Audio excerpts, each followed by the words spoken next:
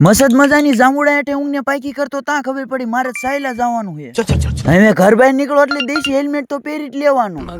બસ આ મફતના પાવડર થી બચવા માટે કામ તો કઈ પૈતું ને એટલે ખેંચેરી ઉપડી ગયા પાછા। અચાનક જસાપરના એવા બિઝનેસમેન પ્રદીપ બહાર ભેટો થઈ ગયો। કેદુના સિંહના ટાંગા મેલા હાથ ધોઈ નાખવાના છે। અરર તડકામ રહીને કાળા પડી ગયા। સ્નાન તો કરાવી દીધું પણ આ ભત્રીજીના ઘા બોલે છે। બે સુખ દુઃખ ના સાથી લાંબા દી પર નવરાય બે ભાવુક થઈ ગયા। વાડીએ ભાન ફોન આવ્યો લાઈટ આવી ગઈ। ટાટર આવીને શરૂ કરતો પણ શરૂ જ નથી થતી। રાતું ખોટું બટન દબે આમાં શું થશે મારું।